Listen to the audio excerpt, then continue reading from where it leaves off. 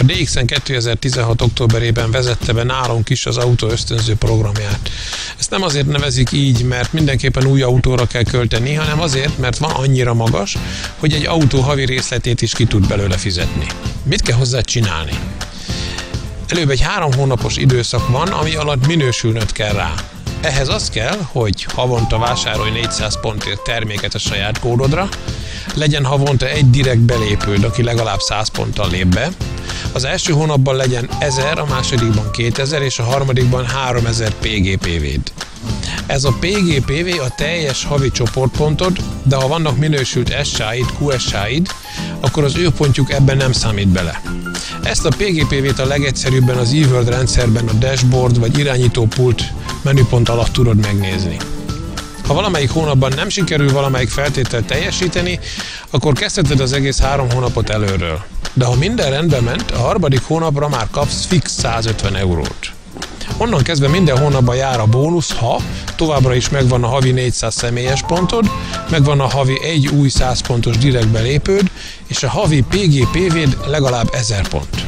Az autós ösztönző a 4. hónaptól kezdve a PGPV érték 5%-a. Vagyis legalább 50 eurót kapsz, ha megvan az 1000 PGPV-d, de 500 eurónál nem kapsz többet. Azt is csak akkor, ha van 10.000 PGPV pontod.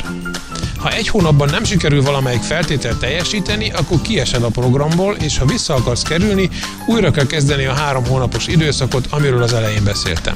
A DXN 36 hónapon át fizeti ezt a bónuszt, és a korábban belépett direktek további aktivitása már nem feltétel.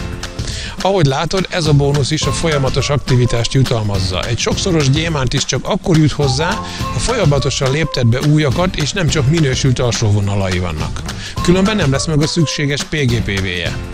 A havi 400 saját pontot úgy is teljesítheted, ha kiszolgálsz néhány ismerőst, aki nem akar belépni.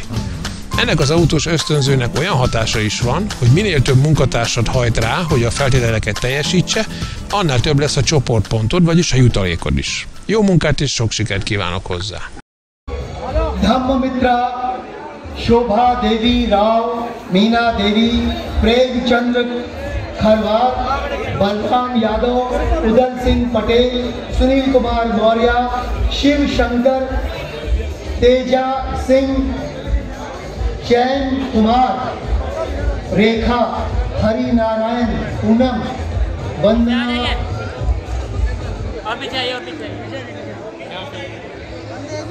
One Devi चौधरी, परमहंस, शिव Sagar यादव, अरविंद कुमार चौधरी।